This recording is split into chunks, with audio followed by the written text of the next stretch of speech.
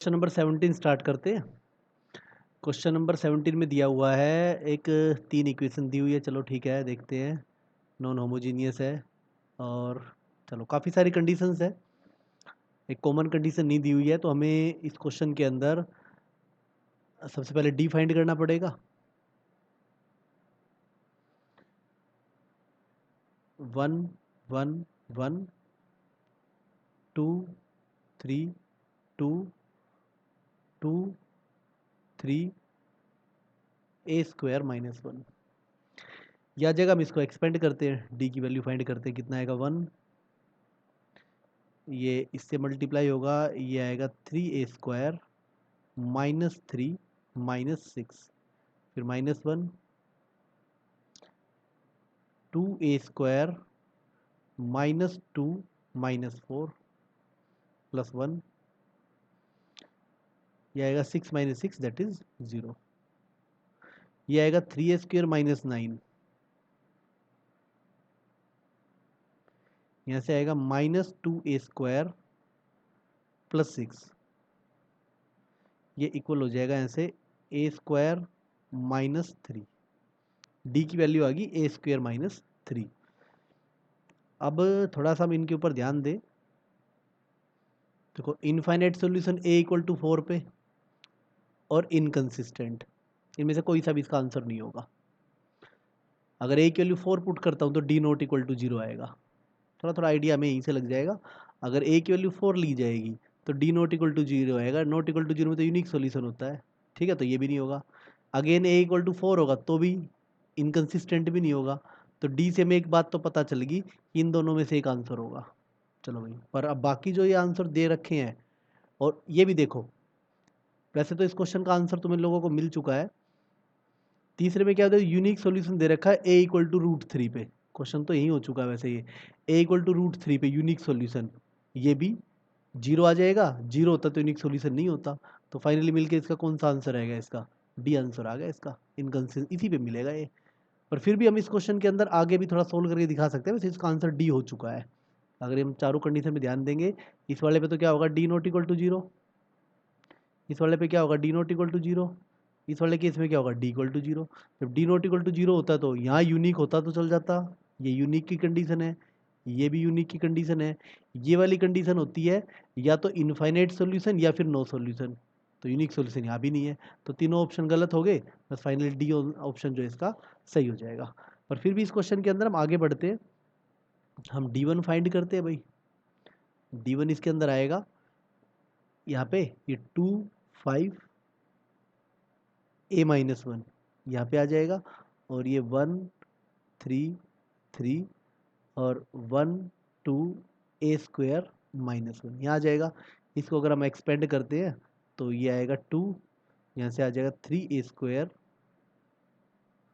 -3 -6 -1, यहाँ से आएगा 5a² -5 -2a +2 यह आ जाएगा। फिर +1, इनकी मल्टीप्लाई करते हैं, यह आ जाएगा 15 -3a +3। ठीक है, तो यहाँ से आ जाएगा 6a² -18 6a² -18, और यहाँ अगर हम अंदर मल्टीप्लाई कर लेते हैं तो ये आएगा 5a² -2a, ये हो जाएगा -5a² +2a, और ये -3 आएगा तो प्लस का 3 हो जाएगा। और यहाँ से हो जाएगा +15 -3a +3। तो 15 + 3 18, और 18 ये गया, तो क्या बचेगा यहाँ से, ये आएगा a² 6a² -5a² a² आएगा, और यहाँ पे +2a और +3। इसको अगर मैं फैक्टराइज करता हूँ तो ये आ जाएगा यहाँ से। फैक्टराइज ना भी करो कोई दिक्कत नहीं है, अगर वैसे तो फैक्टराइज होगा ही नहीं। अब ये हम यहाँ पे अगर देखो a की वैल्यू √3 पुट की जाएगी इस क्वेश्चन के अंदर। मोड ए अगर √3 है मतलब कि हम ये कह सकते हैं कि a equal two plus minus √3। कोई सा भी केस इसके अंदर पुट किया जाएगा तो d1 जो होगा वो नॉट इक्वल टू 0 आएगा। d1 is not equal to 0 when mod a is equal to √3। कोई सा भी केस लेके चलेंगे तो d की वैल्यू क्या आएगी, नॉट इक्वल टू 0 आएगी। अगर नॉट इक्वल टू 0 आएगी, सबको पता है अगर d 0 आ जाए और d1 d2 d3 में से कोई भी एक नॉट इक्वल टू 0 आ जाए, कोई भी एक नॉट इक्वल टू 0 आ जाए तो इसका मतलब क्या हो जाएगा, नो सॉल्यूशन हो जाएगा। कहाँ पर, when mod a is not equals to √3। वैसे तो आंसर इसका हमारा यहीं पे हो गया था मेंस लेवल पे तो यहीं, पर आपको थोड़ी जानकारी के लिए मैंने आगे भी करा दिया, बाकी यहीं क्लियर हो चुका था। इसका आंसर क्या होगा, डी ऑप्शन इसका आंसर होगा क्वेश्चन नंबर 17 में। अच्छे से जो जो कंडीशंस है जो स्टार्टिंग में बताई गई है उनका अगर आप ध्यान रखोगे तो सारे क्वेश्चन आपके बड़े इजीली हो जाएंगे। और एक क्वेश्चन जरूर आने के चांस रहते हैं इक्वेशन में से, इस पूरे टॉपिक में से एक या दो क्वेश्चन जरूर आते हैं आईआईटी मेंस के एग्जाम में। आगे बढ़ते हैं, इसके अंदर हम क्वेश्चन नंबर 19 क्वेश्चन जो है हमारा, ऐसा क्वेश्चन मुझे लग रहा है हमने कर लिया है। 19 क्वेश्चन नहीं, अलग है उससे, चलो पहले जो 10th आया था वो तो अलग था थोड़ा सा, तो करते हैं अब इसको। कंडीशन देखते हैं, कंसिस्टेंट की कंडीशन है, ठीक है। कंसिस्टेंट में दो केस हो सकते हैं, उसकी तो बाद में बात करेंगे। तो पहले तो हम डी निकालते हैं इसके अंदर। डी है यहाँ पे 1 -4 7 और ये 0 3 -5 और ये -2 5 -9। इसको हम सोल्व करते हैं। सोल्व करोगे तो इसके लोग एक्सपेंड कर लेते हैं 1 और ये ऐड करेंगे, ये है -27 + 25, फिर आएगा -2, 0 तो लेने की जरूरत नहीं है। अब जैसे मर्जी एक्सपेंड करो इसको, 20 - 21 20 - 21, ये को आ जाएगा -2 और ये -1 प्लस का 2 आ जाएगा, 0 आ जाएगा। तो डी 0 हो गया, तो इसका मतलब यूनिक सॉल्यूशन वाला तो केस ही खत्म हो गया। और अब कंसिस्टेंट भी बोला हुआ है तो इसका मतलब पक्का इस क्वेश्चन के अंदर क्या मिलेगा, ये इनफाइनाइट सॉल्यूशन वाला केस हो गया। इसका मतलब पक्का कौन सा केस मिलेगा, इनफाइनाइट सॉल्यूशन मिलेगा। इनफाइनाइट सॉल्यूशन में क्या होता है, d1 d2 d3 सारे भी 0 मिलने चाहिए। अगर d 0 आ जाए तो d 0 आ गया तो इन कंसिस्टेंट तभी हो सकता है जब ये तीनों भी 0 हो जाए। तो हम निकालते हैं इसके अंदर, d1 आ जाएगा हमारे पास, ये आएगा g h k और -4 3 5 और 7 -5 -9। इसको हम जी एच के अलोंग ये एक्सपेंड कर लेते हैं क्योंकि इन्हीं की टर्म्स में हमें इक्वेशन चाहिए। वैसे तो किसी के अलोंग कर लो, एक ही बात है, इसके अलोंग ही कर लेते हैं यहाँ पे। तो ये आएगा जी इंटू और यहाँ पे आएगा -27 + 25 माइनस एच, ये करेंगे माइनस, ये आ जाएगा 36 -35। उसके बाद एच के आएगा प्लस का के, ये आएगा यहाँ से 20 - 21। तो d1 की वैल्यू आ जाएगी -2g -h -k। और हमें एक बात पता है कि यहाँ पे d जो है, d1 जो है वो 0 के इक्वल होना चाहिए। तो यहाँ से कितना हो जाएगा, -2g -h -k = 0। तो हम कह सकते हैं 2g + h + k = 0। तो ऑप्शन ए आ जाएगा इसके अंदर, ऑप्शन ए हमारा करेक्ट हो जाएगा, 2g + h + k = 0। अब अगर इस क्वेश्चन के अंदर एक बात और, कई बार बच्चा कंफ्यूज होगा, सर d2 को 0 पुट करेंगे तो कुछ और आएगा, तब भी आप चेक करना यही कंडीशन आएगी जरूर। d3 को 0 पुट करेंगे तब भी यही कंडीशन मिलेगी जरूर, आप करके देख सकते हो। कोई सा भी नहीं ले लो, हमारा काम इतना ही सही चल गया तो हमारा आंसर आ गया, बस काम खत्म। ठीक है ना, एमसीक्यू के अंदर ये देखना है। अगर d ≠ 0 आ जाता फिर गड़बड़ हो जाता मामला, फिर क्वेश्चन सेट ही नहीं होता, फिर किसी और तरीके से होता फिर क्वेश्चन, ये मतलब ये कंडीशन देते ही नहीं। इन्होंने कंसिस्टेंट दिया हुआ है। कंसिस्टेंट का मतलब दो हो सकते हैं, या तो यूनिक सॉल्यूशन या फिर इनफाइनाइट सॉल्यूशन। यूनिक सॉल्यूशन जब होता है जब ये not equal to zero, equal to zero है तो पक्का क्या मिलेगा, इनफाइनाइट सॉल्यूशन मिलेगा, जिसके अंदर तीन कंडीशन होती है। कोई भी एक काम ले लो, उसी से प्रूव हो जाएगा ये हमें फाइंड करना है। क्वेश्चन नंबर 19 का ऑप्शन ए इसका आंसर हो जाएगा। बीच बीच में वीडियो पॉज करके मैं बीच बीच में इंस्ट्रक्शन देता रहता हूँ, पीछे का क्वेश्चन अच्छे से क्लियर करना होता है और जो भी कॉन्सेप्ट यूज हुआ है उसको नोट डाउन करना होता है। क्वेश्चन नंबर 20th क्वेश्चन ऐसा हम कर चुके हैं, ये हमारा आप पीछे देखोगे same as question number 10th। आप ट्राई कर सकते हो इसको, वहाँ पे ध्यान होगा लैम्डा प्लस म्यू या पता नहीं अल्फा प्लस म्यू की वैल्यू फाइंड की थी, लगभग वैसा सही क्वेश्चन ही है, आप ट्राई कर सकते हो। क्वेश्चन नंबर 20 उसके बाद हम करते हैं क्वेश्चन नंबर 23। क्वेश्चन नंबर 23 के अंदर आप चेक करोगे होमोजीनियस इक्वेशन है, नंबर ऑफ वैल्यूज फाइंड करनी है, नॉन ट्रिवियल सॉल्यूशन। होमोजीनियस के अंदर नॉन ट्रिवियल सॉल्यूशन आपको अच्छे से पता है, डी इक्वल टू जीरो इसके अंदर कंडीशन लगती है, डायरेक्ट कंडीशन है 1 3 7 -1 4 7 sine 3 theta cos 3 theta 2 equal to zero. एक ट्रिग्नोमेट्रिक इक्वेशन फाइंड कर, मतलब कि इसके अंदर बनने वाली है, उस ट्रिग्नोमेट्रिक इक्वेशन के हमें नंबर ऑफ सॉल्यूशन फाइंड करने इस इंटरवल में। तो इक्वेशन तो साफ नजर आ रही है यहाँ पे, इसको हम सोल्व करते हैं, ये आ जाएगा 1 into 8 minus 7 cos 3 theta, 1 into 8 minus 7 cos 3 theta -3, ये आएगा यहाँ पे -2 -7 साइन 3 थीटा +7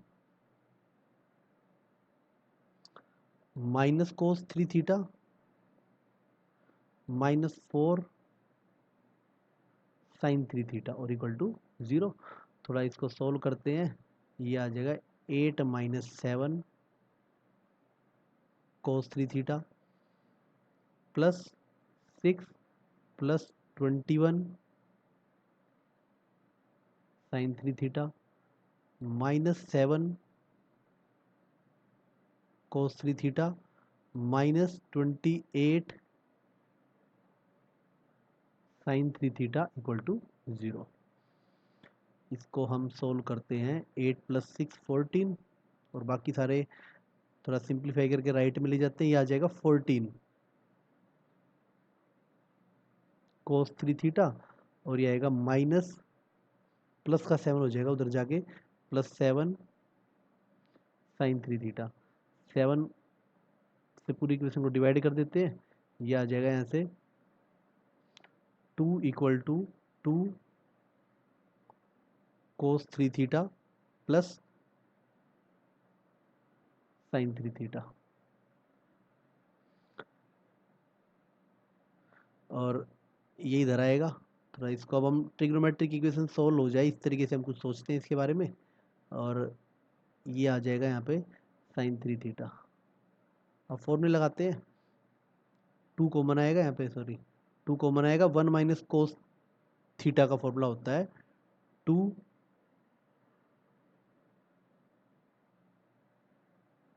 एक थोड़ी गड़बड़ होगी मेरे से यहाँ पे, 2 थीटा था, सॉरी इसको करेक्ट कर लेना भाई, ठीक है इसको करेक्ट कर लेना, मुझे लगा 3 थीटा ही था, ठीक है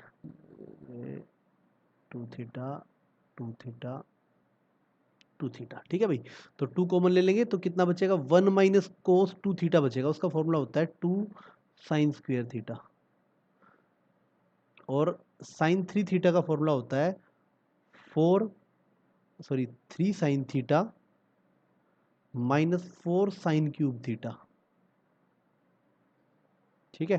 तो इसको हम थोड़ा सिंप्लीफाई करते हैं, सबको लेफ्ट में ले आते हैं, ये आ जाएगा यहाँ से 4 sine cube theta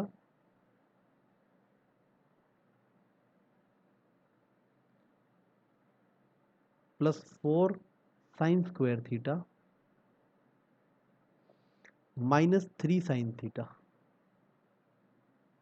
is equals to 0। यहाँ से साइन थीटा कॉमन आ जाएगा, ये आ जाएगा यहाँ से 4 sine square theta plus 4 sine theta -3 is equals to 0। अब दो केस बनेंगे, हमें नंबर ऑफ सॉल्यूशन फाइंड करने, तो कोई भी केस मिस नहीं करना। साइन थीटा इक्वल टू 0 और इसको भी हम फैक्टराइज ही कर लेते हैं, तो ये आ जाएगा 4 sine square theta plus 6 sine theta -2 sine theta, middle term split लगाया यहाँ पे, -3 इक्वल टू 0। यहाँ से 2 साइन थीटा कॉमन आ जाएगा, ये आ जाएगा यहाँ से 2 साइन थीटा प्लस 3, -1 कॉमन आ जाएगा, ये आएगा 2 sine theta plus 3 equal to 0। यहाँ से आ जाएगा 2 साइन थीटा प्लस 3 और ये आ जाएगा 2 साइन थीटा -1 इक्वल टू 0। यहाँ से साइन थीटा की वैल्यू आएगी -3/2 और 1/2। ठीक है, ये तो पॉसिबल ही नहीं है, नॉट पॉसिबल। साइन थीटा की वैल्यू कभी -1 और 1 से बाहर नहीं हो सकती, नॉट पॉसिबल। तो कुल मिला के आपके पास साइन थीटा की वैल्यू आ जाएगी 1/2। तो अब हमें देखना है कि जो हमारे पास जो गिवन इंटरवल है उसकी कितनी वैल्यू इन दोनों कंडीशन को सेटिस्फाई करेगी। अब हमें अच्छे से पता है, अगर मैं इस इंटरवल की बात करूं, इन ओपन इंटरवल 0 to पाई, ऐसी कोई वैल्यू है ही नहीं, ऐसी कोई वैल्यू है ही नहीं, क्योंकि 0 और पाई पे जो होती है ना साइन की वैल्यू, अगर ये क्लोज्ड इंटरवल होते तो दोनों पे होता है, साइन 0 भी 0 होता है और साइन पाई भी 0, पर ये ओपन इंटरवल हो गया, इसके बीच में कोई भी वैल्यू ऐसी नहीं होती जिसपे साइन थीटा क्या आ जाए, 0 आ जाए। वैसे अगर किसी बच्चे को थोड़ी ट्रिग्नोमेट्रिक इक्वेशन ध्यान हो तो वैसे कर सकते हो कि इसका मतलब जो साइन थीटा है वो n पाई के इक्वल आ गया, तो इसके इंटरवल के बीच में कोई भी नहीं आएगा, तो थीटा की वैल्यू क्या आएगी, या तो 0 या फिर पाई, इस तरीके से आएगी, plus minus pi plus minus 2 पाई ऐसे आएगी। तो ये तो इस इंटरवल के अंदर आ ही नहीं रहा है एक भी एंगल, तो इसका मतलब कोई वैल्यू नहीं है इस कंडीशन को जो सेटिस्फाई करे, यहाँ से तो कोई आंसर आएगा नहीं इसका। अब यहाँ से देखते हैं कि साइन की वैल्यू 1/2 कब होती है। अगर मैं ध्यान कराऊँ आप लोगों को, ये जो हमारे पास जो 0 से पाई इंटरवल है, ये 0 से पाई है और यहाँ पे पाई/2 है, तो यहाँ भी साइन पॉजिटिव होता है, यहाँ भी साइन पॉजिटिव होता है। यहाँ तो हम जानते ही है कि पाई/6 के ऊपर इसकी वैल्यू कितनी आती है, 1/2 आती है। ऐसे ही इस इंटरवल में भी एक वैल्यू जरूर आएगी पॉजिटिव, क्योंकि दोनों में ही क्या आएगी, इसकी वैल्यू 1/2 जरूर आएगी। तो यहाँ पे जो थीटा की वैल्यू जो है वो दो आंसर आ जाएंगे, एक तो पाई/6 आएगी और एक 5 पाई/6 आएगी। तो कितनी आएगी, दो सॉल्यूशन आएंगे इसके किस इंटरवल के अंदर, 0 से पाई के बीच में, ओपन के बीच में। कोई डायरेक्ट पता कर ले तो बहुत अच्छी बात है, नहीं तो इसको भाई जनरल सॉल्यूशन से फाइंड करो। तो क्या आएगा, sine theta equal to sine पाई/6 लिखेंगे इसको, तो थीटा इक्वल हो जाएगा n पाई प्लस -1 की पावर n इंटू एल्फा, ये हो जाएगा। अब इसको अगर मैं सोल्व करता हूँ यहाँ से कि कितने सॉल्यूशन आ सकते हैं, तो मैं n की वैल्यू अगर 0 पुट करता हूँ तो थीटा की वैल्यू कितनी आएगी, पाई/6, ये इस इंटरवल में आ रही है, बिल्कुल आ रही है। फिर अगर मैं n की जगह 1 पुट करता हूँ तो वैल्यू आएगी 5 पाई/6, ये भी आ रही है भाई। फिर मैं n की जगह, देखो मैंने 0 पुट किया, 1 पुट किया, अगर मैं -1 पुट करता हूँ तो, अगर मैं यहाँ पे -1 पुट करता हूँ तो इसका आंसर आ जाएगा -7 पाई/6, ये इस इंटरवल के अंदर नहीं आएगा। ऐसे ही n की वैल्यू पुट करते जाओ, तुम्हें पता चलेगा कि सिर्फ ये दो ही आंसर आएंगे इसके अंदर, और बाकी इतनी ट्रिग्नोमेट्री की नॉलेज होनी चाहिए, अब पता लगा लो कितने सॉल्यूशन होंगे। तो दो ही सॉल्यूशन होंगे इसके अंदर, तो ए ऑप्शन इसका आंसर हो जाएगा। ट्रिग्नोमेट्रिक इक्वेशन सोल्व करने, बाकी भाई मेन कंसंट्रेट आपको किस पे करना था इसके अंदर, क्योंकि जो चैप्टर हम पढ़ रहे हैं उसकी कंडीशन तो बिल्कुल सिंपल ही थी। अब ट्रिग्नोमेट्रिक इक्वेशन बना के उसको सोल्व करना वही बच्चा कर पाएगा, इसको ट्रिग्नोमेट्री के कॉन्सेप्ट भी थोड़े क्लियर है 11th क्लास के। तो क्वेश्चन नंबर 23 था ये। उसके बाद हम आगे बढ़ते हैं इसके अंदर क्वेश्चन नंबर 25 पे, देखते हैं भी क्या दे रखा है। System of linear equation, more than one solution. देखो भाई, मोर देन वन का मतलब इनफाइनाइट ही सॉल्यूशन है यहाँ पे। मोर देन वन का मतलब क्या है यहाँ पे, इनफाइनाइट सॉल्यूशन ही है, कोई अलग से नहीं है ये, ठीक है। तो ये वाला क्वेश्चन आपका क्वेश्चन नंबर 19 जैसा ही है। मैं दिखा देता हूँ आपको, क्वेश्चन नंबर 19 में भी यही कंडीशन थी। आप सीधा मोर देन यहाँ पे यहाँ साफ साफ बोला हुआ था इनफाइनाइट, सेम वही काम होना है इसके अंदर, डी तो 0 आ जाएगा, बाकी फिर आप सोल्व करके देख लेना। सेम है, आपको खुद ट्राई करना है क्वेश्चन नंबर 19 की तरह, सेम है क्वेश्चन नंबर 19, ट्राई योरसेल्फ। आपको अपने आप ट्राई करना। इसका आंसर मैं बता देता हूँ आपको, आंसर क्या आएगा इसका। इसका आंसर आ जाएगा क्वेश्चन नंबर 25 का आंसर आएगा इसका ऑप्शन ए। ऑप्शन ए इसका आंसर हो जाएगा, ठीक है। सेम है क्वेश्चन नंबर 19 की तरह। आगे बढ़ते हैं इसके अंदर हम क्वेश्चन नंबर 29 पे। अल्फा बीटा की वैल्यू फाइंड करनी है भाई, यूनिक सॉल्यूशन है, ठीक है। यूनिक सॉल्यूशन, अच्छा चलो करते हैं इसको, ठीक है। क्वेश्चन नंबर 29 के अंदर यूनिक सॉल्यूशन, यूनिक सॉल्यूशन तो एक ही कंडीशन है भाई, D is not equal to 0 जाने वाला है, और तो कोई केस होता नहीं है। तो D is not equal to 0, तो पहले हम डी निकालते हैं इसके अंदर। डी आएगा 1 plus alpha beta 1 alpha 1 plus beta 1 alpha beta 2, ये आ गया भाई। अब थोड़ा सिंप्लीफाई करना है भाई इसको, हम इसको कुछ सिंप्लीफाइड बना देते हैं, फिर एक्सपेंड कर लेंगे। इनको माइनस कर देते हैं दोनों को, वैसे तो डायरेक्ट भी एक्सपेंड कर सकते हैं, पर थोड़ा कर लेते हैं भाई, प्रॉपर्टी जो हमने सीखी हुई है। तो यहाँ 1 आएगा, इसमें से अगर मैं ये माइनस करता हूँ तो यहाँ -1 आएगा, और ये माइनस करता हूँ 0 आ जाएगा। इन दोनों को माइनस कर देते हैं, इसमें से माइनस किया, इसमें से माइनस किया, तो यहाँ 0 आएगा, यहाँ 1 आएगा, यहाँ -1 आएगा, और ये क्या है अल्फा बीटा 2। कुछ और एक्सपेंड करना चाहो तो वो कर लो, और क्या कर सकते, चलो अब एक्सपेंड ही कर दो बस, ठीक है। अब तो सिंप्लीफाई सा हो ही गया ये, तो इसके अलोंग ये एक्सपेंड कर देते हैं 1, और यहाँ ऐड करेंगे, कितना आएगा 2 प्लस बीटा +1, और 0 माइनस माइनस अल्फा, अल्फा आ जाएगा। तो फाइनली एक्सपेंड हो गया, ये आ जाएगा alpha plus beta plus 2। Property ना भी लगाओगे तो भी आप समझ सकते हो इस चीज़ को, ये आ जाएगा आपका अल्फा प्लस बीटा प्लस 2, ये आ जाएगा। और ये क्या होना क्या चाहिए, देखो इस क्वेश्चन के अंदर कई बार क्या होता है एमसीक्यू एग्जाम के अंदर, हम देखते हैं कौन सा इसको सेटिस्फाई कर रहा है।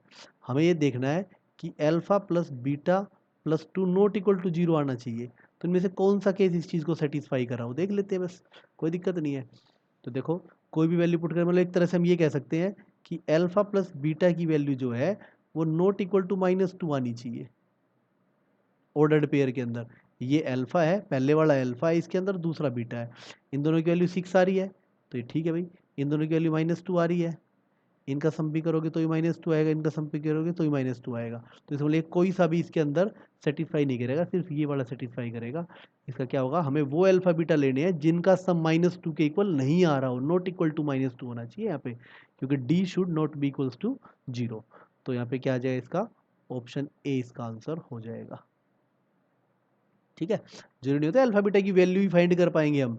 अब देखते हैं ना कि इन चारों में से वैल्यू तो कभी फाइंड कर ही नहीं पाओगे इसके अंदर, क्योंकि नॉट इक्वल टू का केस है। भाई नॉट इक्वल टू में तो ये पता लगा सकते हैं कि कौन से आंसर नहीं होंगे, तो ये तीनों इसके आंसर नहीं हो सकते, ए वाला पार्ट इसका आंसर हो जाएगा।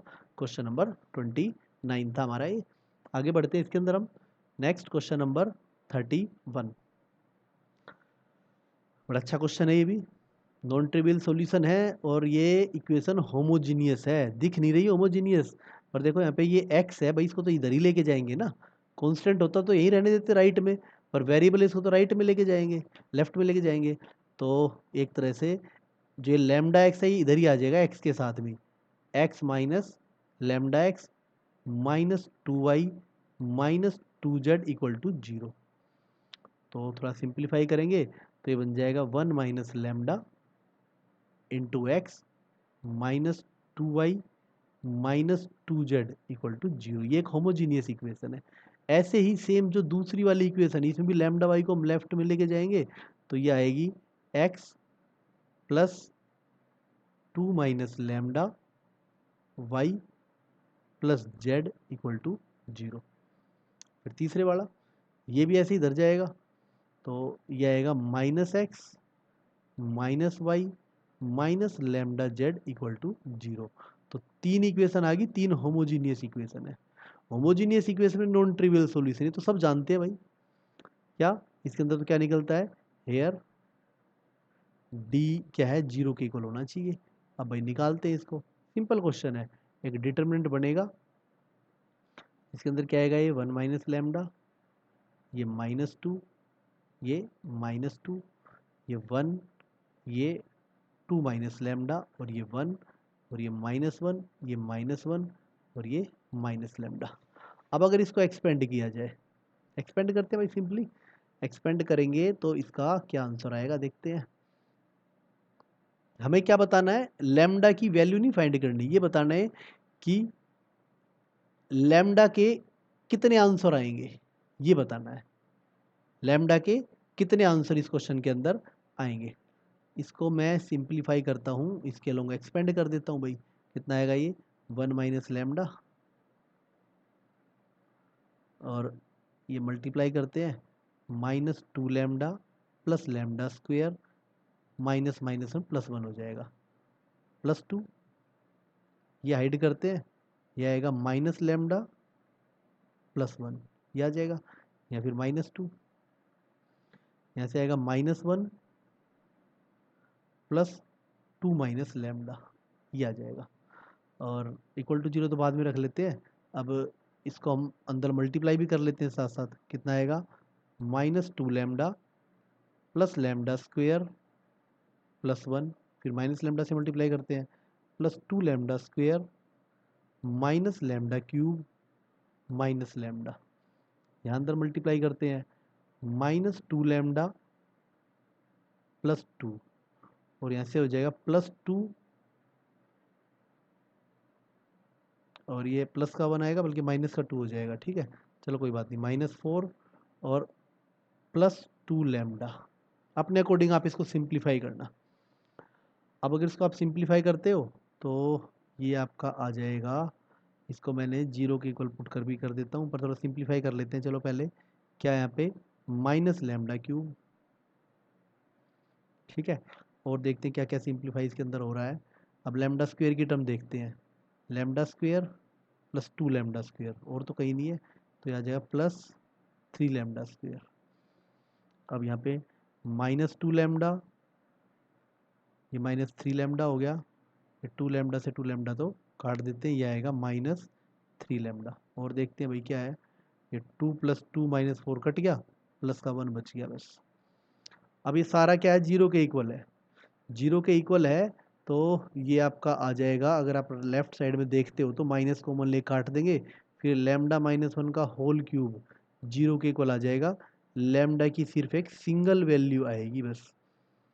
हमें लग रहा था कि कई बार बच्चा ना यही गलती कर देता है, कई बार बच्चा सोचता है कि लैम्डा क्यूब है तो जितना ऑर्डर होता है इक्वेशन का उतने ही सॉल्यूशन आते हैं। पर अगर आप देखोगे यहाँ पे क्या, लैम्डा की वैल्यू बेसिक से 3 थी, पर होल क्यूब बन गया है, होल क्यूब से तो एक ही सॉल्यूशन आया ना बस। इसका ऑप्शन क्या हो जाएगा, ऑप्शन सी इसका आंसर हो जाएगा। सिंगलटन मतलब इसका सिर्फ और सिर्फ एक ही आंसर है, ऑप्शन सी, ये इसका आंसर होगा। क्वेश्चन नंबर 31 का आंसर हो जाएगा ऑप्शन सी।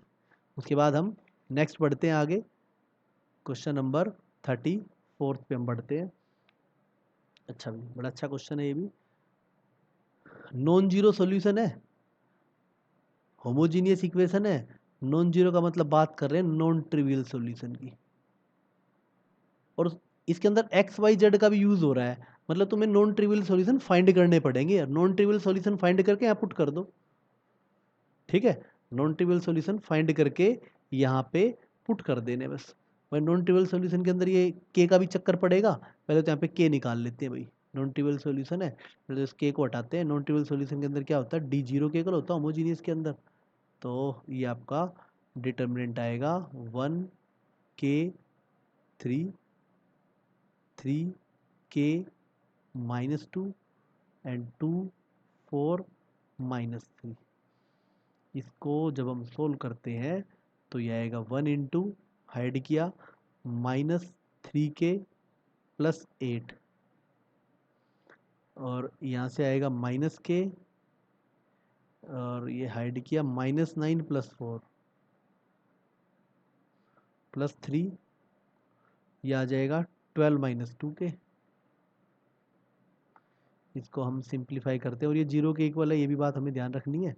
तो ये इक्वल आ जाएगा -3k प्लस 8 और ये -5 आएगा प्लस 5k हो जाएगा और plus 36 minus 6k is equals to 0।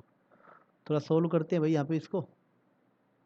639 -9 plus 5k तो 4 आ जाएगा। ये कितना आएगा -4k प्लस 44 इक्वल टू 0। तो आप देखोगे k की वैल्यू आ जाएगी 11। अब k की वैल्यू तक ही सीमित नहीं है, हमें क्या है यहाँ पे एक्स वाई जेड की वैल्यू भी फाइंड करनी है, फिर उसको यहाँ पुट करेंगे, फिर ये इसकी वैल्यू आ जाएगी। क्वेश्चन हमने पहले भी किया था, क्योंकि नॉन ट्रिवियल सॉल्यूशन फाइंड भी करने हैं। नॉन ट्रिवियल सॉल्यूशन फाइंड कैसे होते हैं वो आपको पता है कि किसी एक वेरिएबल को हम कुछ पुट कर लेते हैं। तो उसके लिए हम क्या करेंगे, यहाँ पे k की वैल्यू तो 11 आई गई, तो हमारे पास जो इक्वेशन है, कोई भी 2 इक्वेशन ले लो, हम इसके अंदर एक काम कर भी लेते हैं, पुट जो z है उसको हम लैम्डा ले लेते हैं। ठीक है, तो जो पहली इक्वेशन है वो आ जाएगी हमारी x प्लस k की वैल्यू पुट कर ही देते हैं, 11y इक्वल टू -3 लैम्डा आ जाएगा।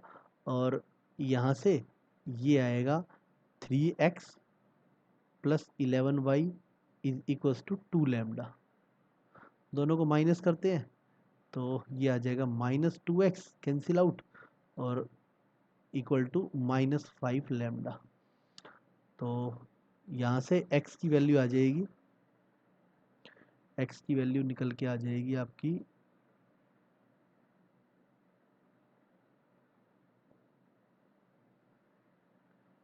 दोनों को माइनस करेंगे, ठीक है, x की वैल्यू आ जाएगी 5/2 लैम्डा। ठीक है ना, ठीक चल रहा है, कुछ गड़बड़ तो नहीं है भाई? चलो ठीक है, तो ये आ जाएगी x की वैल्यू आ जाएगी 5/2 लैम्डा, ये आ गई x की वैल्यू। ठीक है, और z की वैल्यू तो लैम्डा ही, y और निकाल लेते हैं, तो हम फर्स्ट में ही पुट कर लेते हैं। तो 5 λ/2 प्लस 11y और इक्वल टू कितना था -3 लैम्डा। 11y की इक्वल आ जाएगी -3 लैम्डा -5 λ/2। तो ये आ जाएगा ऐसे 2 और ये आएगा -6 -5 -11 लैम्डा। तो y की वैल्यू आ जाएगी -1 या -λ/2। ये y की वैल्यू आ गई। अब हमें वैल्यू किसकी फाइंड करनी है? देखो ये हमने क्यों करना जरूरी था, इस बात का ध्यान रखो, क्योंकि नॉन ट्रिवियल सॉल्यूशन था और नॉन ट्रिवियल सॉल्यूशन में एक्स वाई जेड की वैल्यू का भी यूज करना हमें, तो हमने फाइंड कर लिया। बस हम यहाँ पे वैल्यू फाइंड करते हैं। Now x z upon y square, x निकाला हमने 5/2 लैम्डा इंटू जेड था हमारा लैम्डा, नीचे वाई स्क्वेयर है हमारा -λ/2 था, तो स्क्वेयर करेंगे तो λ² 4, तो λ² तो कैंसिल आउट हो ही गया। ये इसकी वैल्यू आ जाएगी 5/2 इंटू 4, सोल्व करोगे 10 इसका आंसर आ जाएगा। 10 मतलब इसका आंसर हो जाएगा ऑप्शन बी। ऑप्शन बी इसका करेक्ट आंसर हो जाएगा। ऐसा क्वेश्चन हम पहले भी कर चुके हैं, इसके अंदर कोई नई चीज़ नहीं है। नॉन ट्रिवियल की कंडीशन से के फाइंड किया, फिर जो नॉन ट्रिवियल सॉल्यूशंस हैं वो भी हमने फाइंड किए, ताकि उनकी वैल्यू पुट करके हम सॉल्यूशन फाइंड, जो वैल्यू फाइंड हम कर सकें। क्वेश्चन नंबर 34 था हमारा ये। नेक्स्ट इसके अंदर हम बढ़ते हैं क्वेश्चन नंबर 35। कब कब ये एग्जाम में आए वो भी आप देख सकते हो, वीडियो पॉज करके अपने जो कॉन्सेप्ट है, की कॉन्सेप्ट है, उनको नोट डाउन कर सकते हो। बड़ा ही अच्छा क्वेश्चन है, क्वेश्चन नंबर 35। देखो इसके अंदर आपको कुछ नया देखने को मिल सकता है, जैसा मुझे नज़र आ रहा है। चलो भाई, इसके अंदर क्या दिया हुआ है, ऐसे एक सेट है, चलो बाद में देखेंगे। वैल्यू ऑफ बी, बी की जितनी वैल्यू आएगी ना उनसे एक सेट बन जाएगा एस, बाद में देखेंगे उससे क्या वैल्यू आती है। चलो भाई, और कंडीशन क्या दे रखी है, नो सॉल्यूशन वाली कंडीशन है। नो सॉल्यूशन वाली कंडीशन है और हमें बी की वैल्यू फाइंड करनी है। पर यहाँ पे देखो वेरिएबल दो नज़र आ रहे हैं, ए भी नज़र आ रहा है, बी भी नज़र आ रहा है, अननोन वैल्यूज़। वैसे वेरिएबल तो एक्स वाई जेड है, नो सॉल्यूशन वाला केस है और होमोजीनियस इक्वेशन नहीं है, तो डी तो जीरो आना ही आना है ज़रूर। तो देखते हैं भाई, देखो सारे इसके अंदर सारी वैल्यू निकालनी पड़ेगी हमें, कंडीशन फिर बाद में देखनी पड़ेगी क्या क्या आ सकती है। डी आएगा हमारा 1 1 1 और 1 ए बी 1। इसको अगर हम एक्सपेंड करते हैं तो ये आएगा 1 और ए माइनस बी -1, ये हाइड करेंगे दोनों, ये आ जाएगा ऐसे 1 माइनस ए, फिर +1 बी माइनस ए स्क्वायर, ये आएगा। तो हम थोड़ा इसको सिंप्लीफाई करते हैं, ये आ जाएगा ए माइनस बी और यहाँ से -1, ठीक तो चल रहा है ना, हाँ, -1 प्लस ए और ये आ जाएगा बी माइनस ए स्क्वायर। ठीक है, इसकी वैल्यू आएगी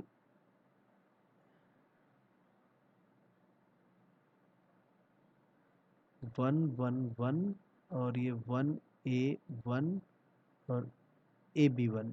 ठीक है, चलो इसको एक्सपेंड करते हैं। ठीक है, एक्सपेंड तो किया है ना, तो ये हमारी वैल्यू आ जाएगी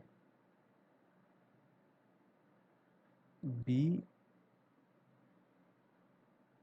ठीक चल रहा है, 1 भी बचेगा ना, अच्छा चलो जी। यहाँ से होगा, चलो भाई देखते हैं, माइनस कॉमन ले लेते हैं।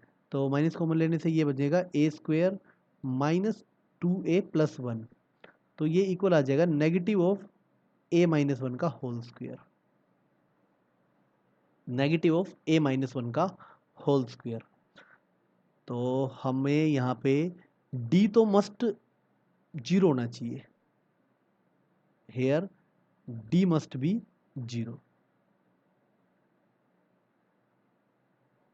औरों का तो बाद में देखेंगे, और कोई सा एक इन तीनों में से कोई सा एक नॉन जीरो हो जाए, D1 D2 D3 में, तो बाद के देखते हैं। D मस्ट बी जीरो, तो यहाँ से A की तो मस्ट वैल्यू आ जाएगी, A तो हमारे पास 1 आ ही जाएगा, A के 1 के बिना तो हमारा क्वेश्चन आगे बढ़ ही नहीं सकता। A की वैल्यू तो क्या निकाल दी हमने, 1 निकाल दी। अब हम D1 निकालते हैं, D1 निकाल लेंगे। D1 निकालोगे तो D1 आएगा हमारा, A की वैल्यू अब हम 1 बेसिक से पुट करके चल सकते हैं। A की वैल्यू 1 पुट करते हैं, ये कितना आएगा यहाँ पे 1 1 1 और ये कितना आएगा 1 1 1 और ये कितना आएगा यहाँ पे 1 B 1। बिना सोल्व किए तो वैसे जीरो आ गया, ये दोनों क्या है इसके अंदर सेम हो गए तो जीरो आ जाएगा। अब D2 निकालते हैं, ए की वैल्यू 1 जरूर आएगी, उसके बिना तो हमारा क्वेश्चन आगे बढ़ ही नहीं सकता। अब D2 आएगा, D2 भी क्या होगा, एक थोड़ा सा गलत कर दिया मैंने भाई, जो D1 निकालेंगे हम, यहाँ पे क्या आएगा, ये जीरो आएगा। ठीक है ना, क्या करते हैं इसकी जगह ये वाला कॉलम आ जाता, मैंने ध्यान नहीं दिया, तो पर फिर भी जीरो तो आ ही रहा है। अब D2 में क्या करेंगे, जो यहाँ पे आएगा 1 1 और ए की जगह क्या हो जाएगा 1, और अब यहाँ आ जाएगा 1 1 0 और तीसरा सेम ही रहेगा 1 1 1। ठीक है, तो ये भी जीरो ही हो गया। अब D3 निकालते हैं भाई, कोई सा एक तो नॉन जीरो आए, D3 आएगा। D3 में क्या होगा, D3 के अंदर यहाँ हम देखते हैं, यहाँ क्या आएगा 1 1, ए की जगह क्या आएगा 1 और ये भी सेम रहता है 1 1 B, और तीसरे की जगह 1 1 0 आ जाएगा, ये पुट करते हैं 1 1 0, ये भी जीरो आ गया, तीनों ही जीरो आ गए और D तो जीरो है ही। ठीक है, तो यहाँ पे एक तरह से हम ये कह सकते हैं, there is no value of B for which given system has no solution। B की कोई वैसी वैल्यू है ही नहीं, ऐसी कोई वैल्यू एग्जिस्ट ही नहीं करती, तो दैट मीन्स जो S जो है वो किसके इक्वल हो जाएगा, फाई के इक्वल हो जाएगा। एस किसके इक्वल आ जाएगा, एम्प्टी सेट के इक्वल आ जाएगा, ये इसके अंदर आएगा। पहले तो हमने ए निकाला, उसके बाद हमने देखा D1 D2 D3 तो बिना बी पे डिपेंड किए ही, बी पे डिपेंड ही नहीं कर रहे, और तीनों के तीनों तो वैसे ही इक्वल हो गए। तो यहाँ पे क्या हो जाएगा, डी की एक तरह से बी की कोई वैल्यू एग्जिस्ट ही नहीं करेगी। जब बी की कोई वैल्यू एग्जिस्ट ही नहीं कर रही है ऐसी, ठीक है, तो इसका मतलब क्या हो जाएगा यहाँ पे, ये क्या हो जाएगा, एम्प्टी सेट हो जाएगा। बी की कोई वैल्यू ही एग्जिस्ट नहीं कर रही है यहाँ पे। क्लियर? आगे बढ़ते हैं इसके अंदर हम।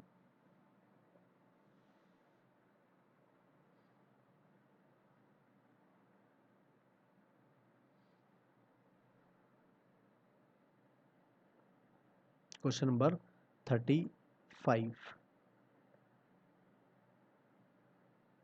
वैसे ये वाला जो पार्ट है,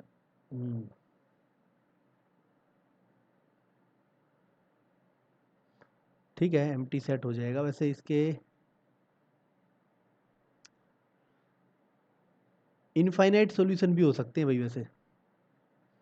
तो क्वेश्चन नंबर 35 है, इसका मैं क्लैरिफिकेशन एक सेपरेट कुछ वीडियो बना के तब दूंगा मैं।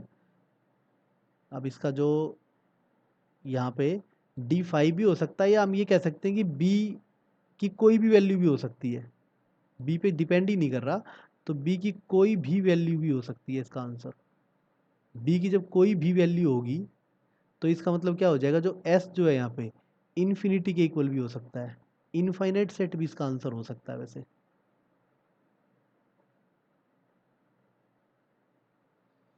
S जो होगा वो इनफाइनाइट सेट भी हो सकता है, वो ये ज़्यादा बेटर आंसर लग रहा मुझे। ठीक है, इसका आंसर क्या होगा, इनफाइनाइट सेट होगा भाई, ये ज़्यादा करेक्ट है। अगर कोई इसके अंदर कुछ चेंज होगा, मेरे हिसाब से इसका आंसर क्या होना चाहिए, ए होना चाहिए। और आंसर की में जो इसका आंसर है वो क्या दिया हुआ, हम एक बार चेक भी कर लेते हैं। क्वेश्चन नंबर 35, अच्छा डी दिया हुआ है भाई, गलत आंसर दिया हुआ है मुझे लग रहा है। अगर कुछ इसके अंदर कुछ चेंज होगा ना तो मैं करेक्शन कराऊंगा। वैसे मेरे अकॉर्डिंग इसका आंसर डी नहीं होगा, इसका आंसर क्या होगा, ए होगा। कोई भी वैल्यू इसका आंसर हो सकती है, बी की कोई भी वैल्यू। अब देखो हम वैसे ही सोच के देखें, एम्प्टी कैसे है, अगर मैं बी की जगह 1 पुट कर दूं, ठीक है, अगर बी की जगह मैं 1 पुट कर दूं तो भी क्या होगा, इसका ये क्या होगा, नो सॉल्यूशन वाला केस ही आएगा। करके देख लो, 1 मिनट। अच्छा, ओहो, sorry sorry sorry sorry sorry sorry, ठीक है भाई, ये पहले वाला ही आंसर ठीक है जो मैंने बताया था। सॉरी, ये कंफ्यूजन क्रिएट होगी। ठीक है, इसके अंदर क्या होगा, 5 ही है इसका आंसर, मतलब बी की कोई वैल्यू आ नहीं रही ना, मैं अलग दिमाग से सोच गया था इसको। मतलब बी की कोई वैल्यू आ ही नहीं रही, बी की कोई भी वैल्यू पुट कर लो, इसका मतलब क्या है, ये बात को समझना, for all values of B system has infinite solution. ये बात समझो, बी की हर वैल्यू के लिए सिस्टम का सॉल्यूशन कैसे होंगे, इनफाइनाइट सॉल्यूशन आएंगे। इसका मतलब क्या होगा, there is no value of B for which the given system has no solution. B की जो मर्जी वैल्यू पुट कर लो, इसके अंदर क्या आएगा, इनफाइनाइट सॉल्यूशन आएंगे। और इनफाइनाइट सॉल्यूशन आएंगे, इसका मतलब बी की कोई वैल्यू एग्जिस्ट ही नहीं कर रही, जिसका मतलब क्या हो, नो सॉल्यूशन हो। तो बिल्कुल ठीक दिया हुआ है, इसका आंसर क्या होगा, एम्प्टी सेट ही इसका आंसर होगा भाई। ठीक है, कोई वैल्यू एग्जिस्ट ही नहीं कर रही बी की। तो नेक्स्ट हम बढ़ते हैं, क्वेश्चन नंबर 39 पे हम बढ़ते हैं। तो 39 में क्या दिया हुआ भाई, होमोजीनियस इक्वेशन है, साफ दिख रहा है, होमोजीनियस इक्वेशन है और नॉन ट्रिवियल सॉल्यूशन है भाई। ठीक है, मुझे लगता है अपने आप ट्राई कर सकते हो। क्वेश्चन नंबर 39, इसके अंदर क्या दिया हुआ है, तो सेम वही काम होगा इसके अंदर, डी को 0 पुट करेंगे, और डी को 0 पुट करोगे तो इक्वेशन बनेगी क्या, 1 लैम्डा -1 और लैम्डा -1 -1 लैम्डा, इसको 0 के इक्वल पुट करेंगे और देखते हैं लैम्डा की कितनी वैल्यू आती है। इसका मैं वैसे ही आपको बता देता हूँ, इससे आ जाएगा लैम्डा क्यूब माइनस लैम्डा 0 के इक्वल आएगा। सिंपल सिंपल से क्वेश्चन मैंने पहले ही इनका आंसर निकाला हुआ है। तो इसके अंदर आंसर आ जाएगा लैम्डा स्क्वेयर -1 = 0। तो लैम्डा की 3 वैल्यू आएगी, 0 और +-1, ठीक है। तो कितनी आ जाएगी exactly 3 values of lambda. D part इसका आंसर हो जाएगा। क्वेश्चन नंबर 39 था हमारा ये। इसके बाद नेक्स्ट हम बढ़ते हैं question number 41। Again non trivial solution ये है। यहाँ भी क्या करना है, वही लैम्डा की वैल्यू फाइंड करनी है भाई। लैम्डा को इधर लेके आएंगे, लैम्डा को ध्यान है ना क्वेश्चन किया था हमने, लैम्डा ये x1 है यहाँ पे, तो लैम्डा को इधर उठा कर लेके आएंगे। तो पहली वाली इक्वेशन बनेगी 2 माइनस लैम्डा x1, यहाँ पे वेरिएबल x1 y1 z1 दे रखे हैं इस बार, सॉरी x1 x2 x3 दे रखे हैं। तो ये आ जाएगा 2x2 plus x3 is equals to 0, और ये आ जाएगा 2x1, ये इधर जाएगा माइनस कॉमन ले लेंगे, 3 plus lambda x2 plus 2x3 is equals to 0, और तीसरी इक्वेशन आएगी -x1 plus 2x2 minus lambda x3 equal to 0। ये इक्वेशन को पहले होमोजीनियस के रूप में स्टैंडर्ड फॉर्म में चेंज कर लो। अब यहाँ पे क्या नॉन ट्रिवियल है, तो d must be equal to 0, तो d must be equal to 0, तो ये आपका आएगा 2 माइनस लैम्डा -2 1, और ये आएगा 2 माइनस ऑफ 3 प्लस लैम्डा, और ये आएगा 2, ये आएगा -1, और ये आएगा 2, ये आएगा माइनस लैम्डा इक्वल टू 0। और हमें क्या करना है, लैम्डा की के नंबर ऑफ सॉल्यूशंस फाइंड करने हैं। तो नंबर ऑफ सॉल्यूशंस लैम्डा के फाइंड करोगे, आप सिंपल इसको सोल्व करोगे, बड़ा इजीली आप इसके अंदर आप बता सकते हो लैम्डा के कितने सॉल्यूशन आएंगे। इसका मैं आपको आंसर बता देता हूँ। आंसर क्या आएगा इसका, क्वेश्चन नंबर 41 में लैम्डा की कितनी वैल्यूज आएंगी लैम्डा की, वो बता देता हूँ। ऑप्शन सी इसका करेक्ट हो जाएगा। 2 आंसर आएंगे इसके, इसको सोल्व करोगे जब आप, तो इसके 2 आंसर आएंगे। इसको आप सोल्व करके देखना, लैम्डा की 2 वैल्यूज आएंगी इसके अंदर, ठीक है। सोल्व आपको करना है क्वेश्चन नंबर 41। उसके बाद हम बढ़ते हैं क्वेश्चन नंबर 44 पे। ये आ गया भाई हमारा 2 वेरिएबल्स का आ गया, कैसा नो सॉल्यूशन है भाई। 2 वेरिएबल वाली तो क्यों डिटरमिनेंट के चक्कर में पढ़ना है, 2 वेरिएबल वाले तो वैसे आसान सा हो जाता है, 10th क्लास के हिसाब से कर दो इसको। k प्लस 1 अपॉन के इक्वल होगा 8 अपॉन k प्लस 3 के, और नॉट इक्वल टू होगा, नो सॉल्यूशन के अंदर ये नॉट इक्वल टू होता है 4k अपॉन 3k माइनस 1 के। ये कंडीशन लगेगी। आप एक काम करो, इसको क्रॉस मल्टीप्लाई करोगे, देखो यहाँ से तो इक्वल वाली वैल्यू फाइंड कर दो, इनको मल्टीप्लाई करोगे ये आ जाएगा k² प्लस 4k प्लस 3, और इक्वल टू में क्या आएगा 8k। यहाँ से जब आप सोल्व करोगे तो k² minus 4k plus 3 equal to 0, तो ये आ जाएगा k minus 3 k minus 1 equal to 0। k की 2 वैल्यू आ गई, 3 और 1। अब यहाँ तो देखो 3 भी दे रखी है और 1 भी दे रखी है, तो गलत हो गया मामला। अभी देखते हैं भाई कैसे पता चलेगा। अब इन दोनों को ले लेते हैं नॉट इक्वल टू वाले केस में, फिर क्रॉस मल्टीप्लाई कर लेते हैं। कितना आ जाएगा ऐसे 24k minus 8 is equals to, और ये नॉट इक्वल टू है फिलहाल, नॉट इक्वल टू कितना है 4k² प्लस 12k। भाई इसको हम करते हैं, इसको उधर ही ले जाते हैं एक तरह से। ये आएगा 4k² minus 12k plus 8 equal to 0। तो 4 कॉमन ले काट देते हैं, नॉट इक्वल टू 0 सॉरी, तो k² minus 3k plus 2 not equal to 0। तो यहाँ से आ जाएगा k माइनस 2, फैक्टराइज कर लिया, k minus 1 not equal to 0। तो k is not equals to 2 and 1, तो k इसका मतलब 1 के इक्वल नहीं, दोनों ही सेटिस्फाई होने चाहिए ना। तो कुल मिला के हम कह सकते हैं k की वैल्यू क्या आ जाएगी 3 आ जाएगी। तो k की वैल्यू क्या हो जाएगी 3, ऑप्शन डी इसका करेक्ट हो जाएगा। ओ सॉरी सॉरी, इसके अंदर डी ऑप्शन नहीं है। k की कितनी वैल्यू है 3 वैल्यू है, यहाँ पे क्या पूछा हुआ है, सॉरी पूरा पढ़ा नहीं मैंने, number of values of k पूछा हुआ है। देखो गलती हो जाती है यहाँ पे, डी ऑप्शन नहीं होगा इसका। k ये तो k की वैल्यू आई है, तो नंबर ऑफ वैल्यूज k की कितनी है, number of values of k, number of values of k की नंबर ऑफ वैल्यूज कितनी होगी, एक ही है बस, ओनली 1। ये आंसर होगा इसका, बी आंसर होगा। ऐसे गलती हो जाती है कई बार, ध्यान रखना भाई, ठीक है। अगर मैं एग्जाम देता तो मेरे से गलती हो गई थी, अगर ना दोबारा पढ़ता तो k की number of values of k पूछिए, यहाँ पे क्या होगी, यहाँ पे 1 होगी। k की वैल्यू 3 है, अगर यहाँ पूछते ना find the value of k, तो आंसर होता 3। Find the number of values of k, that is 1। ठीक है, तो 40th का बी ऑप्शन हो जाएगा इसका, क्वेश्चन नंबर 44 का। अब हम क्वेश्चन नंबर 48 स्टार्ट करते हैं। क्वेश्चन नंबर 48 के अंदर हम कंडीशन देखते हैं पहले क्या दे रखी है। होमोजीनियस इक्वेशन है, ठीक है, होमोजीनियस इक्वेशन और non zero solution. Non zero मतलब non trivial solution, non trivial solution मतलब डी की वैल्यू जीरो के इक्वल लेके चलेंगे। सिंपल सा कॉन्सेप्ट है, कोई बड़ी बात नहीं है इसके अंदर। तो डी हम निकालते हैं इसके अंदर, ये आ जाएगा ऐसे 4। और ये बात आपको जरूर चेक कर लेनी चाहिए कि इक्वेशन के अंदर एक्स वाई जेड ही लाइन से है, कई बार ये आगे पीछे कर देते हैं कोई सा एक वेरिएबल, क्वेश्चन गलत हो जाता है। ठीक है, ध्यान रखना होता है।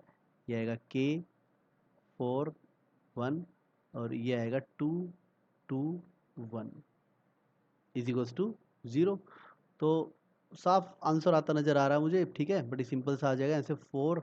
और डिटरमिनेंट सोल्व कर रहे हैं सिंपल, यहाँ पे 4 - 2 - के -2 और सॉरी यहाँ पे 2 था, यहाँ पे जेड लिख दिया गलती से, और +2 और यहाँ से आ जाएगा 2 - 8 इज इक्वल्स टू 0। तो सोल्व करते हैं भाई, यहाँ से 2 4 2 8 हो जाएगा ये, और ये आएगा -k² +2k +4k -16 is equals to 0। तो ये आएगा आपका -k² +6k -8 is equals to 0। Minus common लेके काट देते हैं, -6k +8 इज इक्वल्स टू 0। तो बड़ा इजीली आप इसको मिडल टर्म स्प्लिट से फैक्टराइज कर सकते हो। तो k की वैल्यू आ जाएगी 4, 4 या फिर 2। तो कौन सा ऑप्शन है, देखो 4 तो है ही नहीं ऑप्शन के अंदर, कोई बात नहीं, 2 तो है। तो 2 हमारा इसका क्या हो जाएगा, आंसर हो जाएगा ऑप्शन ए। ऑप्शन ए हमारा करेक्ट हो जाएगा। सिंपल सा कॉन्सेप्ट था, ठीक है, जो भी तक हम पढ़ते हुए आए हैं वही चीज़ है इसके अंदर, नया कुछ भी नहीं था क्वेश्चन नंबर 48 के अंदर। नेक्स्ट क्वेश्चन नंबर 50th इस टाइप का जो है, तो हम इसके अंदर क्या दिया हुआ, ट्रिवियल सॉल्यूशन दिया हुआ है और होमोजीनियस इक्वेशन है। होमोजीनियस इक्वेशन के अंदर ट्रिवियल सॉल्यूशन मतलब D is not equals to 0। तो ये हम लेके चलेंगे यहाँ पे 1 -k 1 और k, यहाँ भी हमें k की वैल्यू फाइंड करनी है, और ये है यहाँ पे 3 1 -1। अगेन फिर एक्सपेंड करते हैं भाई इसके अंदर इसको, तो ये आपका इक्वल आ जाएगा यहाँ से 1 और -3 +k -k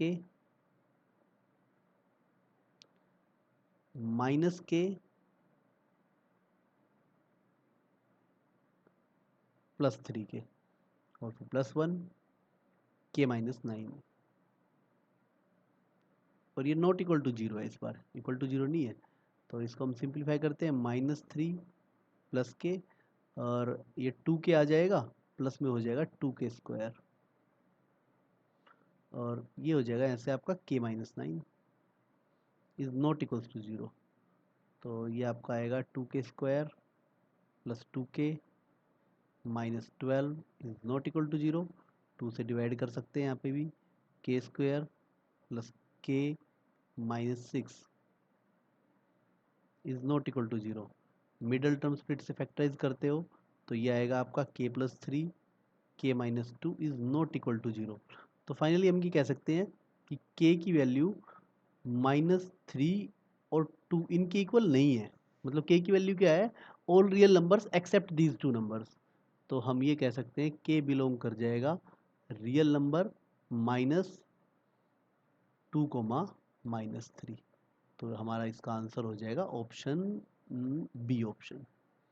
बी ऑप्शन क्या हो जाएगा, करेक्ट हो जाएगा इसका। ठीक है, तो सिंपल क्वेश्चन था, कोई बड़ी बात नहीं थी, बस ट्रिवियल सॉल्यूशन के केस में आपको पता होना चाहिए डी नॉट इक्वल टू 0 होता है। इसके बाद हम नेक्स्ट पे बढ़ते हैं। ये हमारा बिल्कुल ही क्या दे रखा है, 3 इक्वेशन दे रखी है। ये तो बिल्कुल सिंपल सा बेसिक क्वेश्चन है, आपको बताना है कि इनमें से कौन सा केस होगा। तो सारा कुछ डी डी डी1 डी2 इन पे डिपेंड करेगा। पहले मैं डी फाइंड करूँगा, अगर मेरा डी यहीं पे नॉट इक्वल टू जीरो आ जाता है तो काम यहीं पे ख़त्म हो जाएगा। तो देखते हैं भाई डी क्या आता है इसके अंदर।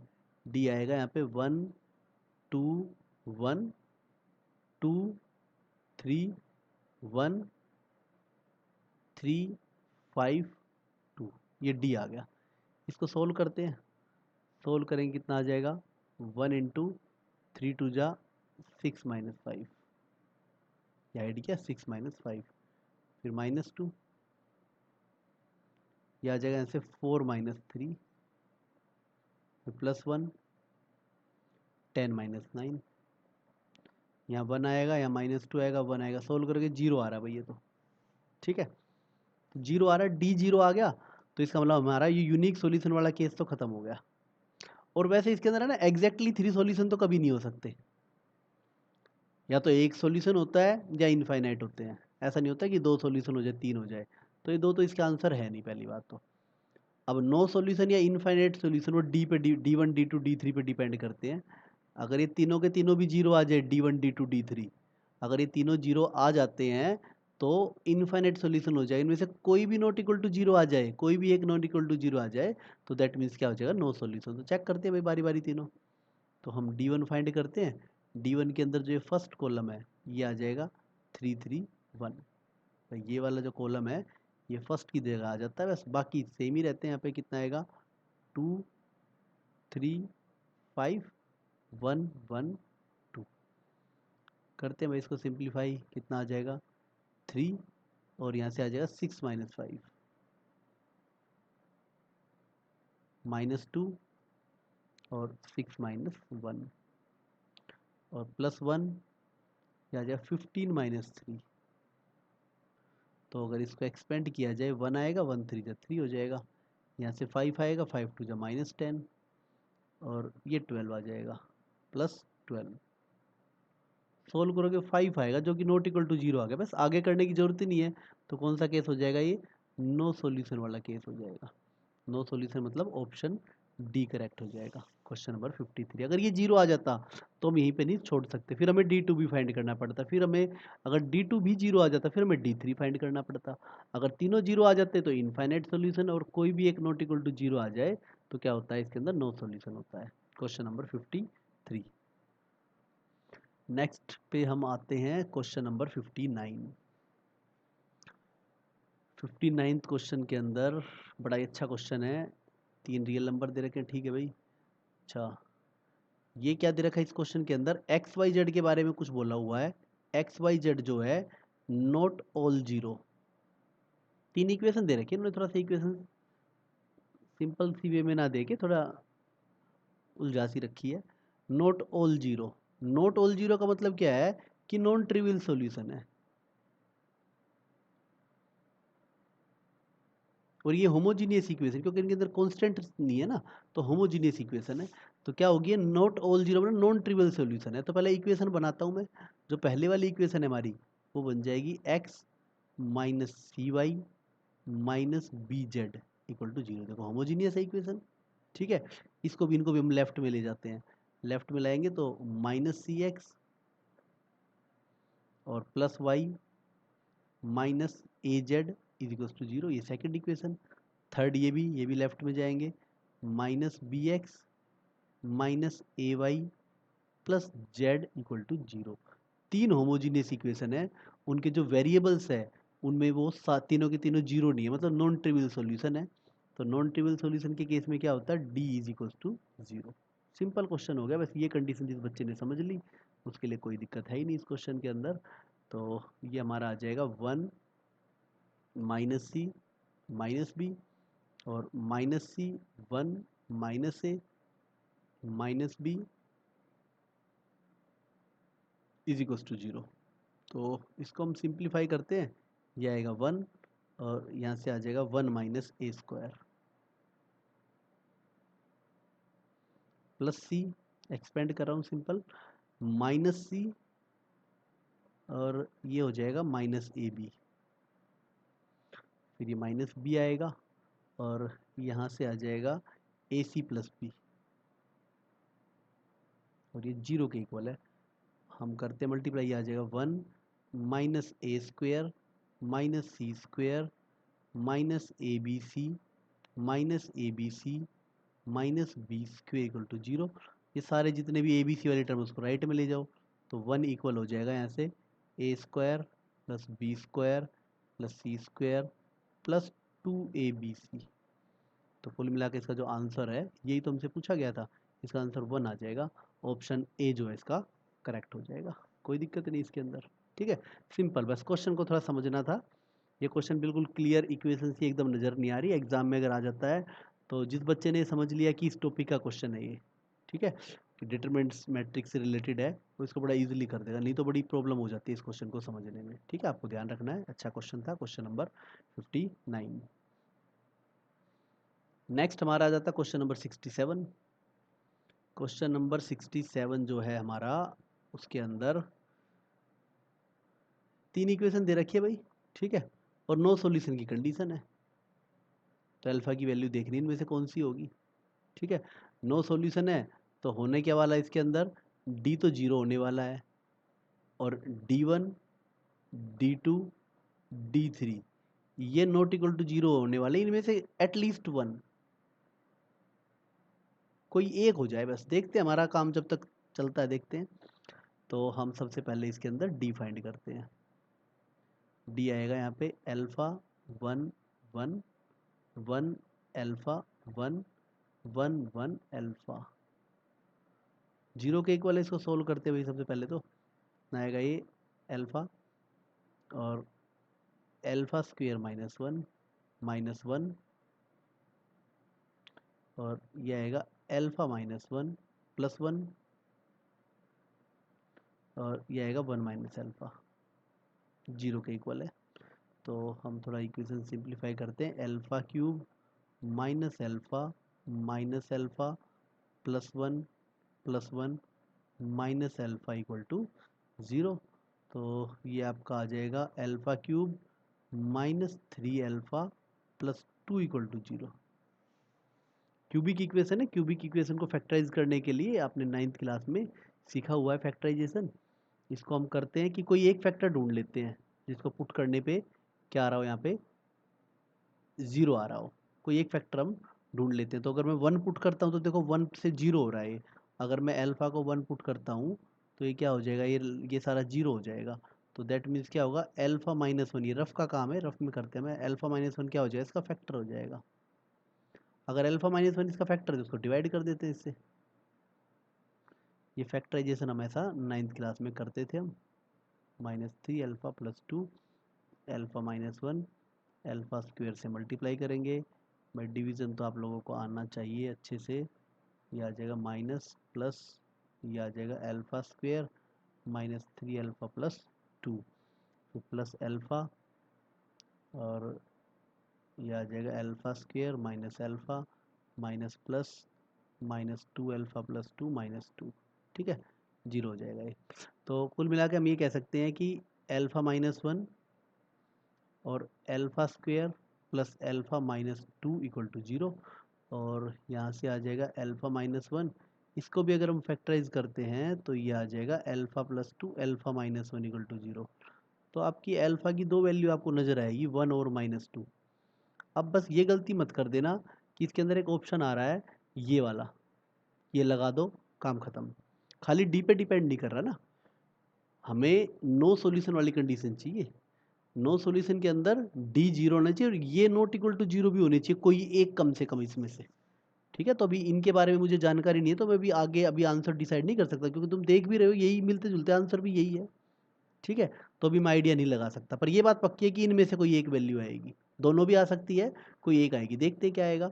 उसके बाद मुझे क्या करना पड़ेगा, इसके अंदर D1 फाइंड करना पड़ेगा। तो D1 के अंदर क्या होगा, ये फर्स्ट ये जो कॉलम है ये फर्स्ट की जगह आ जाएगा बस। ये कितना आ जाएगा यहाँ पे, अल्फा -1 अल्फा -1 अल्फा -1, और ये आएगा यहाँ पे 1 अल्फा 1 और 1 1 अल्फा।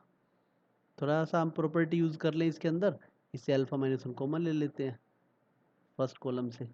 तो ये आएगा 1 1 1 1 अल्फा 1 1 1 अल्फा। सिंप्लीफाई कर देते हैं भाई इसको, अल्फा -1 प्रॉपर्टी भी लगा कर सकते थे, वैसे कर दो कोई बात नहीं। 1 इंटू में कितना आएगा अल्फा स्क्वेयर -1, फिर -1 -1 अल्फा -1, और इसको ऐड करते हैं, फिर ये +1 इंटू में कितना आएगा 1 माइनस अल्फा। इसको अगर हम सिंप्लीफाई करेंगे तो ये आएगा अल्फा -1, और ये आएगा सिंप्लीफाई करेंगे तो अल्फा स्क्वेयर -1 माइनस अल्फा +1 और +1 माइनस अल्फा। तो भाई एक 1 से एक 1 तो कट ही जाएगा, ठीक है, एक 1 से तो एक 1 गया, और ये आ जाएगा ऐसे अल्फा स्क्वेयर -2 अल्फा +1, तो ये आएगा आपका अल्फा -1 और इंटू अल्फा -1 का स्क्वेयर आ जाएगा। तो दैट मीन्स हम कह सकते हैं अल्फा -1 का क्यूब हो जाएगा, ठीक है। देखो क्या अभी भी डिसाइड हो सकता है, हमारे पास दो आंसर है हमारे पास, ठीक है, हमारे पास दो आंसर है, उनसे एक बार चेक करते हैं कि अगर यही नॉट इक्वल टू 0 आ जाए तो हमारा काम चल जाएगा इस क्वेश्चन के अंदर। अगर यही नॉट इक्वल टू 0 आ जाए तो हमारा काम खत्म, कोई दिक्कत नहीं इसके अंदर।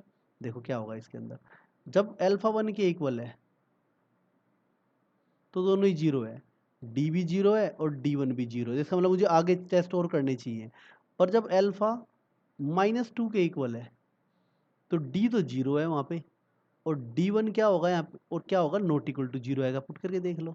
तो क्लियरली बात है कि अल्फा की वैल्यू -2 है, तो इसका हम कह सकते हैं फॉर अल्फा इक्वल टू -2 क्या केस हो जाएगा, नो सॉल्यूशन वाला केस हो रहा है।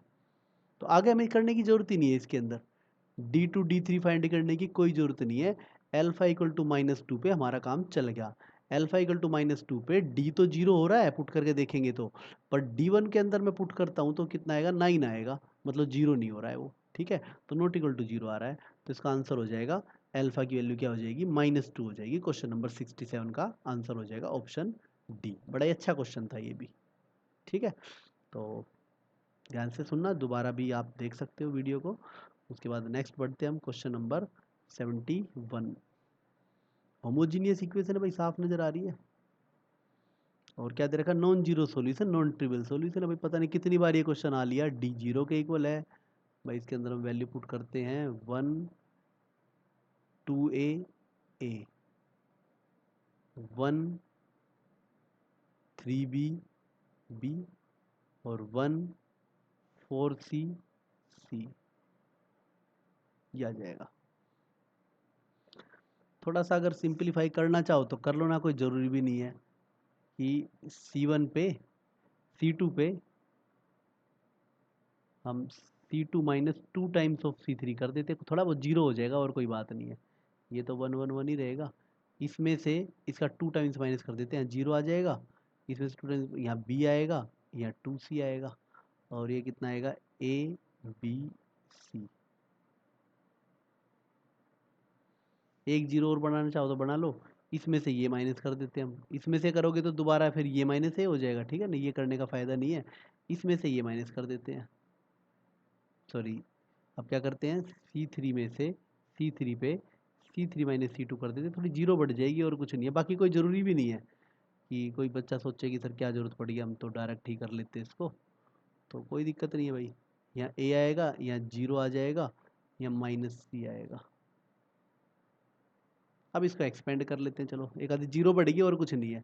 अब अगर मैं इसको एक्सपेंड करता हूँ तो इसके अलावा ये एक्सपेंड कर लेते हैं यहाँ पे, तो कितना आएगा 1 -BC, ये तो 0 ही हो जाएगा, 1 इंटू में कितना आएगा -BC, ठीक है, 1 -BC, और 0 लिखने की जरूरत नहीं है, फिर प्लस ए करेंगे, कितना आ जाएगा ऐसे 2 B 2C -B, ये आ जाएगा। तो ये आएगा आपका -BC प्लस 2AC -AB, ये आएगा, और ये 0 के इक्वल है। अब अगर ये 0 के इक्वल है तो कैसे होगा, देखो इसके अंदर ये APGP का हमें चेक करना है, तो करते हैं कुछ, तो ये 2AC equal to AB plus BC आ रहा है, सीक्वेंस सीरीज की थोड़ी नॉलेज होनी चाहिए इसके अंदर। तो देखो AP वाली कंडीशन तो सेटिस्फाई हो नहीं रही है, 3 नंबर एपी में कब होते ये? एपी में होते जब 2b equal to a plus c हो, ये तो एपी कंडीशन है। जीपी की कंडीशन होती है जब b square equal to a c हो, ये जीपी की कंडीशन है। और एचपी की कंडीशन होती है जब इनका रेसिप्रोकल एपी में हो। मतलब कह सकते हैं कि जब होगा जीपी, एचपी कब होगा, मैं इसको थोड़ा सा एक्सप्लेन कर देता हूँ, आपको थोड़ा ध्यान रह जाएगा। एचपी कब होता है? एचपी जब होता है जब 1/a 1/b 1/c are in AP, जब ये तीन चीज एपी में हो जाए। और एपी कब होता है? जब बीच वाले का ट्वाइस बाकी दोनों के सम के इक्वल हो। तो मुझे यहाँ पे ना तो एपी की कंडीशन नज़र आ रही है, साफ साफ नहीं हो रही कहीं भी, ना जीपी की नज़र आ रही है। एचपी की हो सकती है, कैसे हो सकती है? मैं दोनों तरफ अगर ए बी सी से डिवाइड कर दूं, दोनों तरफ अगर मैं ए बी सी से डिवाइड कर देता हूं, तो ये आएगा 2/b equal to 1/c plus 1/a, ये आ जाएगा। तो कुल मिला के ये कहा जा सकता है, इसको अगर मैं थोड़ा आगे एक्सप्लेन करूँ, यही तो है एचपी की कंडीशन, ही तो है ये अभी जो मैंने आपको बताई है। तो एक तरह से एचपी कंडीशन सेटिस्फाई हो रही है, तो इसका मतलब क्या हो जाएगा, जो ए बी सी नंबर है वो किस में हो जाएंगे? एचपी में हो जाएंगे। ठीक है, हार्मोनिक प्रोग्रेशन। जीपी की कंडीशन ये होती है, एपी की ये होती है, और एचपी की ये होती है। तो क्वेश्चन नंबर 71। कंडीशन अगर हम डिटरमिनेंट की कंडीशन देखें इसके अंदर, तो सिंपल सी थी भाई, नॉन ट्रिवियल सॉल्यूशन मतलब D equal to 0। Question number 71। तो इस टाइप के इस असाइनमेंट में इतने ही क्वेश्चन है इक्वेशन वाले। तो आते हैं हम नेक्स्ट वीडियो में, नेक्स्ट टॉपिक। अब इस चैप्टर के अंदर हमारा एक प्रॉपर्टीज ऑफ डिटरमिनेंट वाले क्वेश्चन रह गए हैं।